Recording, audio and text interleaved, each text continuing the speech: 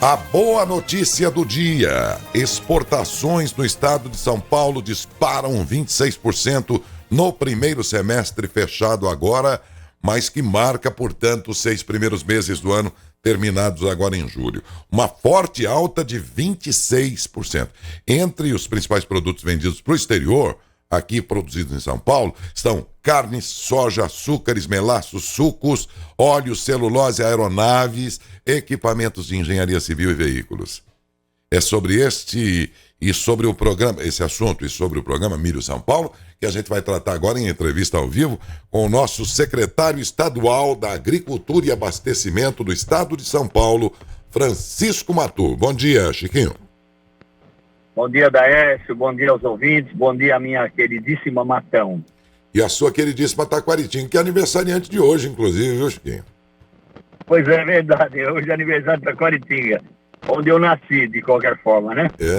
Foi o que eu lembrei agora, me lembrei, 16 de agosto, aniversário da vizinha querida Taquaritinga, terra natal do Francisco Matur, como é terra, como também é matonense, né? O secretário estadual da Agricultura do estado de São Paulo, com quem estou conversando agora aqui ao vivo. Me fale aí, secretário, sobre esses números aqui do fechamento do semestre que agora é divulgado, hein, para o estado de São Paulo, das exportações paulistas, dentro dessa forte alta de 26%. Era a esperada mesmo ou surpreendeu, apesar de alta, de ser boa? Daércio, ela não é uma surpresa para São Paulo, definitivamente não. Porque o ano passado, nós revisamos recentemente, através do nosso Instituto de Economia Agrícola, a produção de São Paulo, no ano de 2021, ela cresceu 28,64%.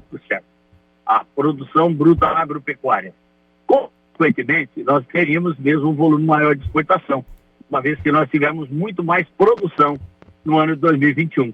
Então, naturalmente, isso passa pelo processamento, pela industrialização e avança na exportação, que é uma consequência natural.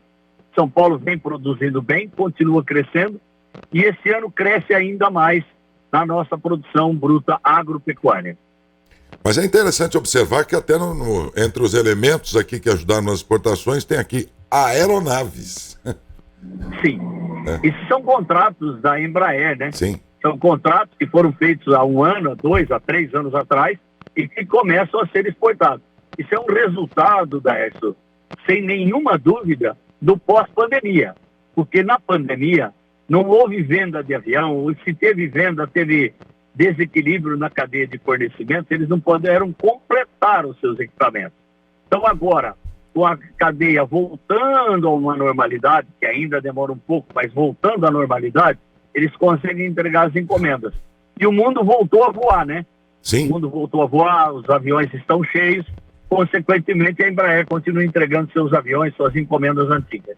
É verdade, aqui a gente percebe que nós estamos aqui numa área que é a área de testes dos aviões da Embraer, e a gente os vê todo fim de tarde, principalmente sendo testados, grandes aviões, até mesmo de carga e tal, que são fabricados aqui na Embraer, e realmente na época da pandemia eles não voaram, a gente percebia. Agora a gente nota todo fim de tarde, os aviões são testados aqui, às vezes 2 ao mesmo tempo, e tal, o que mostra que a indústria está em franca atividade. Dos produtos agrícolas paulistas exportados,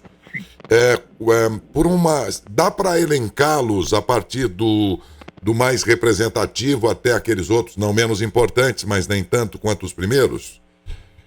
Eu diria assim, Daércio, o São Paulo é o estado mais industrializado do país e em culturas agrícolas é o mais diversificado do país. Então, se você pega hoje carnes, nós temos um rebanho na ordem de 10, 11 milhões de cabeças, o que significa um número grande de abate. Porém, a grande indústria de processamento dessas carnes está em São Paulo. São muitos frigoríficos, muitas indústrias processadoras dessas carnes, nem todos abatem, mas a grande maioria industrializa e processa e exporta essa carne já processada. Muito está em São Paulo. Então, São Paulo abate parte do seu próprio rebanho e ainda traz carne de fora dos estados para ser processada em São Paulo. A logística de São Paulo, a proximidade de porto, todas as estradas, as boas estradas que tem o estado de São Paulo, levam o estado a exportar muito mais. É um corredor de exportação, na verdade, né?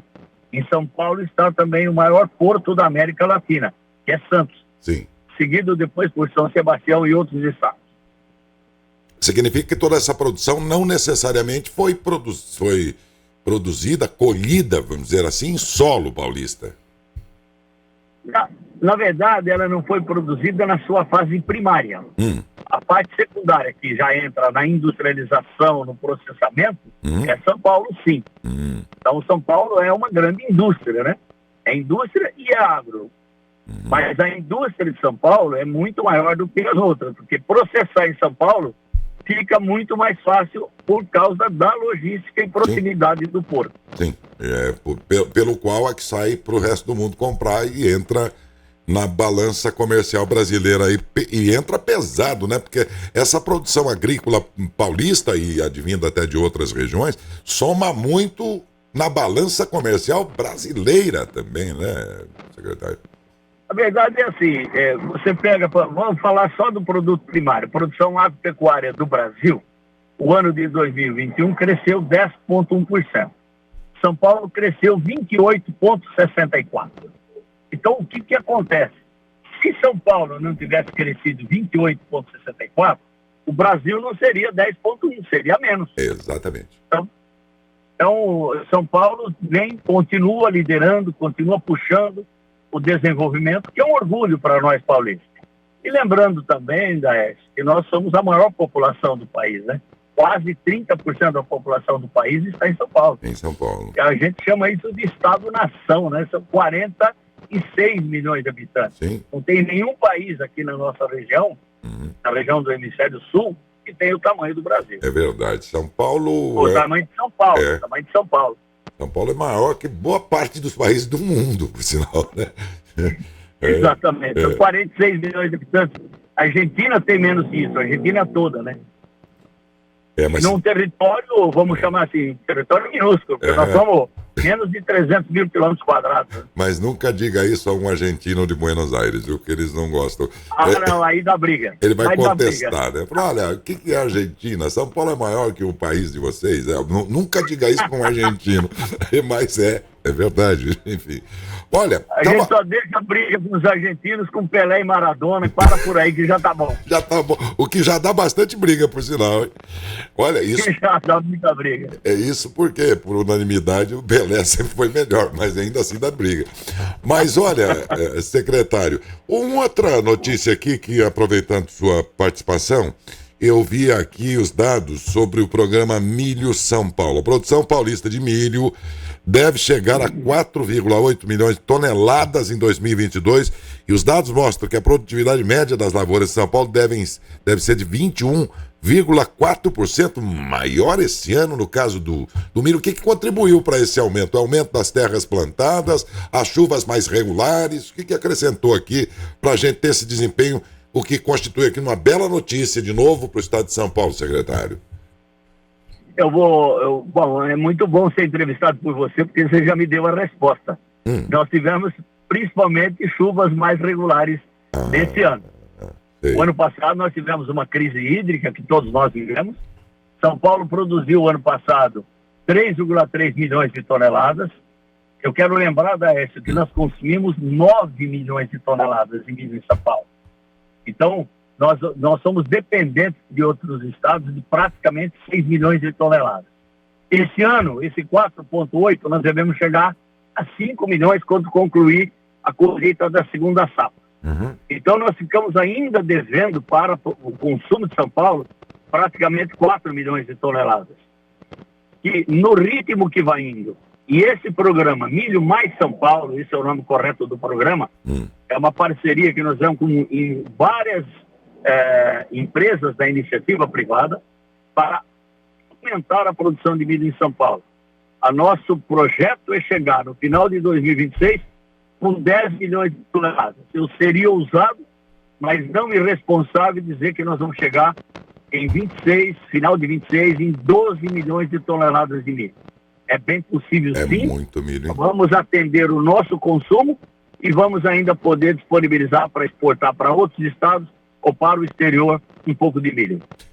O cidadão comum, como eu, como tantos aí que não são da lavoura, não são da agricultura, a gente pensa assim, bom, mas o que adianta vocês aumentarem esse milho, toda essa produção? Isso é o mal, de vez em quando comprar um pacotinho de fubá e só isso. Meu amigo, não esquece que faz pouco tempo que o preço da carne, entre outras razões, da carne que você come explodiu, por quê?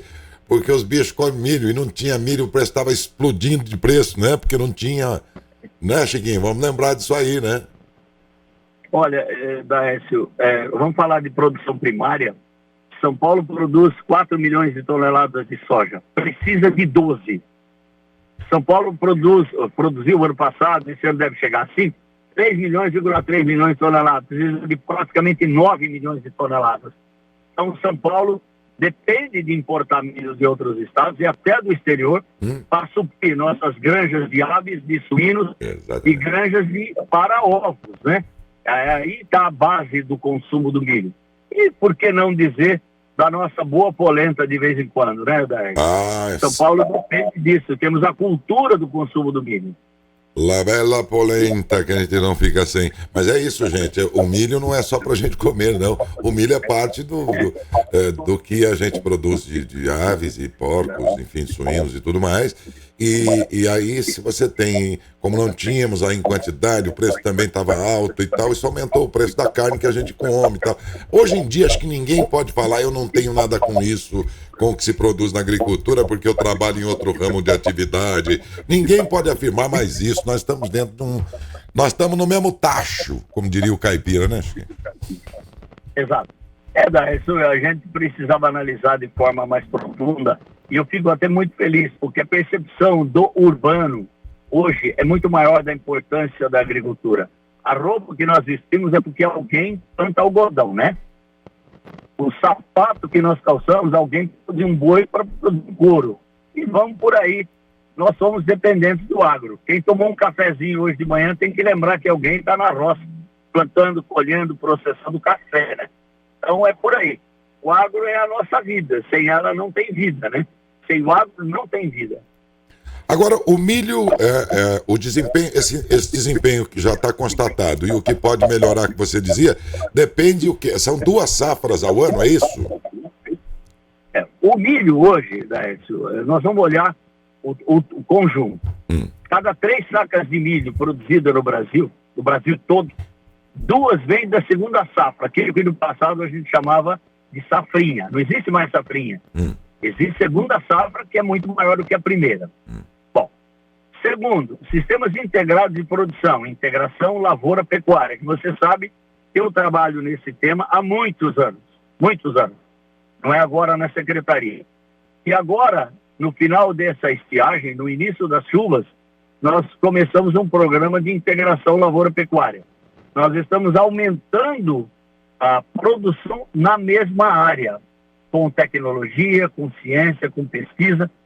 Nós temos 106 agrônomos da Secretaria de Agricultura sendo atualizados para os sistemas integrados de produção.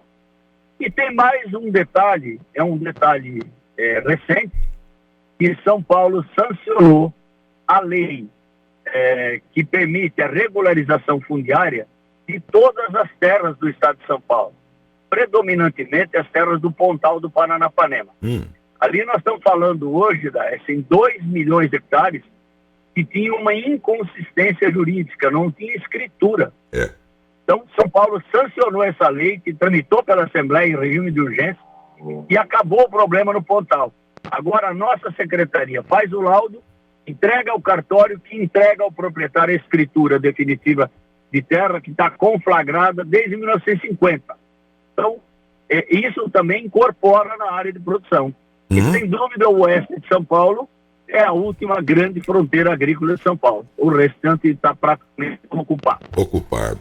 Olha, voltando agora aos índices de exportação do estado de São Paulo, que dispararam 26% no primeiro semestre deste ano, aí nós falamos de vários itens e tudo mais. Um deles particularmente interessa muito a Matão e a região também, que é o setor de sucos. Qual foi o desempenho desse setor, particularmente da composição dessa ampliação da forte alta que verificamos? Daécio, os sucos, eles seguem a mesma lógica do período de pandemia. Os restaurantes estavam fechados durante a pandemia. No mundo, não era no Brasil. No mundo está fechado. Consequentemente, o consumo diminuiu. Diminuiu o consumo, estocou. A Citrosuco, as nossas empresas de Matão, as outras empresas fabricantes de suco, tinha muito suco estocado, tanto no Brasil como no exterior. Com essa volta à quase normalidade no mundo, aumenta-se o consumo, volta o consumo natural. Então, daí é um resultado extraordinário.